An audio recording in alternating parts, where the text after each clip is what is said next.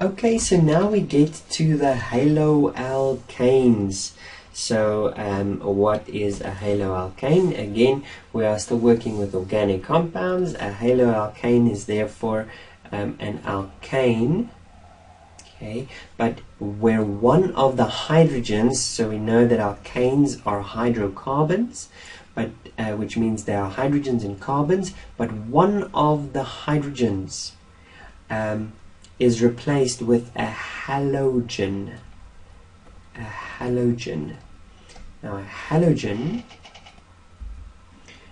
are the group 7 elements in my periodic table: fluorine, chlorine, bromine, and iodine. Okay, and acetine, but we never used that one anyway. So these are the halogens. So what it would look like is, or basically what you could understand is that that hydrogen needs one more electron to fill up his highest energy level. Okay, because he only needs one to be like helium. The same goes for group 7 elements. They only need one more. So the carbon could share one of these electrons with one of these compounds, or more of these compounds, and therefore produce a haloalkane. So let me show you. Okay. So what we would have is we would have a carbon chain. Okay, a normal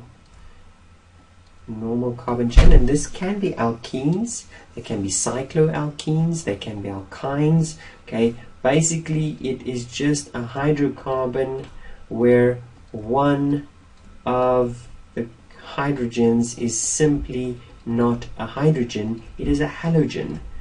Okay, give you an example, this one for example, and we usually use an X to represent the halogens. Okay, they're often represented by an X. So what we would have in our general formulas, we will have C.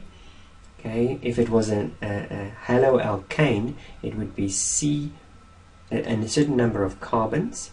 Then we would have twice as many hydrogens plus 2. Usually this would be the general formula for molecular formula for an alkane, but instead of plus 2 it would only be plus 1, because one of the hydrogens are removed and replaced with a halogen. So this would be the general molecular formula, where X can now be anything. It can either be fluorine, or it can be chlorine, or it can be bromine, or it can be iodine.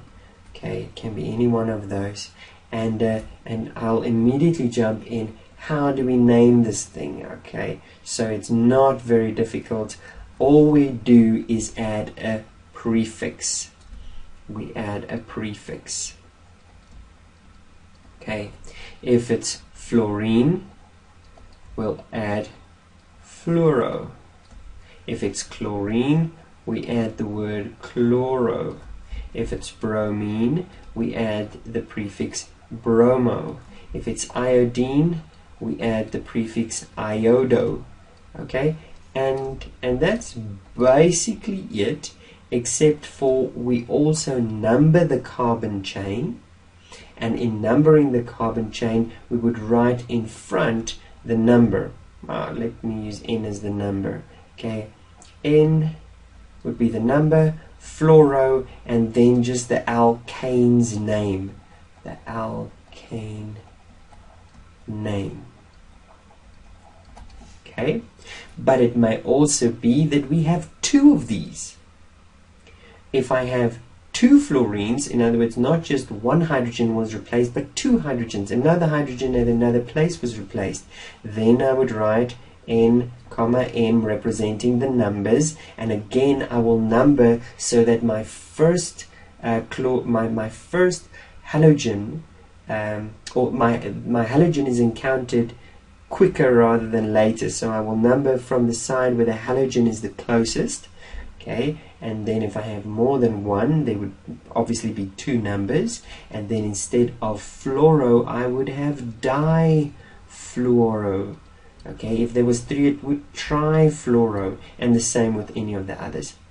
Okay, so I want to leave it here. I don't want to say much more, because in the next few lessons, or in the next few videos, I'm sorry, I will actually look at actual examples and then tell you more when looking at the examples themselves. So thank you for watching.